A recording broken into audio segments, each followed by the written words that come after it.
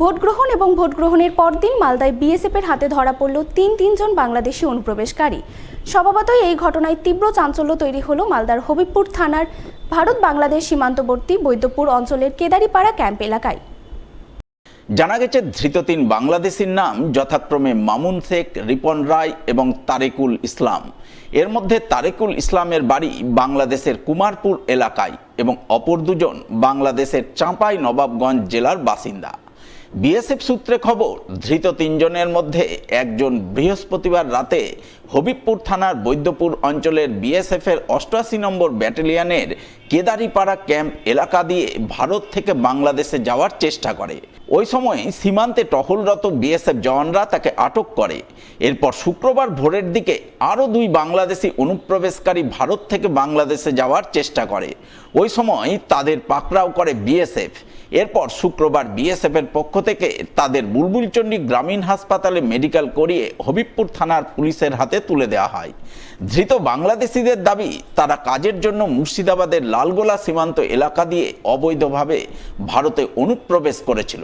এরপর কাজ করে তারা হবিবপুর সীমান্ত এলাকা দিয়ে অবৈধভাবে বাংলাদেশে যাওয়ার চেষ্টা করছিল। ওই সময় বিএসএফ তাদের পাকড়াও করে। তবে সঠিক কী কারণে ধৃত তিন বাংলাদেশি ভারতে অনুপ্রবেশ করেছিল তা খতিয়ে দেখতে তদন্ত শুরু করেছে হবিবপুর থানার পুলিশ। কাজে কোথায় গেছিলে? চেন্নাই। বাড়ি যাচ্ছিলে? বাংলাদেশে কোথায় বাড়ি? কুমারপুর।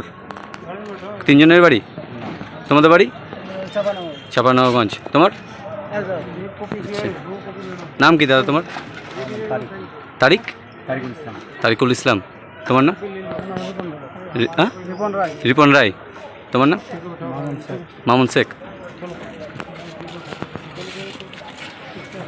কতদিন ধরে আছো এখানে তোমরা? কতদিন ধরে ছিলে এবারে ইন্ডিয়াতে? 5-6 মাস। কোনটা দিয়ে ঢুকেছিলে? হ্যাঁ, লালগোলা হয়ে, মুর্শিদাবাদ হয়ে, কেন দালালের মারফতে? ভোটের জন্য 4 দিনের ছুটিতে পাঠানো হয়েছে সিভিক ভলেন্টিয়ারদের, আর এতেই যানজট সমস্যা মোকাবিলায় রীতিমতো হিমশিম খেতে হচ্ছে ট্রাফিক পুলিশকে। শুক্রবার এমনই ছবি নজরে এলো মালদার গাজলের গুরুত্বপূর্ণ কোদুবাড়ি মোড় এলাকার ট্রাফিক পয়েন্টে। ভোটের জন্য সিভিক ভলান্টিয়ারদের ডিউটি দেওয়া হচ্ছে না। নির্বাচন কমিশনের নির্দেশে তাদের এক প্রকার বসিয়ে রাখা হয়েছে, আর তার ফলে গুরুত্বপূর্ণ পয়েন্টগুলিতে ট্রাফিক ব্যবস্থা ভেঙে পড়ার মুখে। কেননা পুলিশের সাথে ট্রাফিক ব্যবস্থা সচল রাখার ক্ষেত্রে বড় ভূমিকা রয়েছে সিভিক ভলান্টিয়ারদের।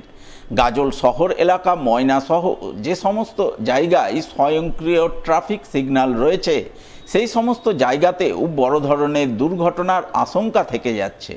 বলতে গেলে ট্রাফিক ব্যবস্থা এখন চলছে রাম ভরসে। একজন ট্রাফিক ইনচার্জ এবং একজন ট্রাফিক কনস্টেবল মিলে সামলাচ্ছে গোটা ব্লকের ট্রাফিক ব্যবস্থা। গাজল শহর এলাকার সবথেকে গুরুত্বপূর্ণ জায়গা কোদুবাড়ি মোড়। এখান দিয়ে গেছে 12 নম্বর জাতীয় সড়ক।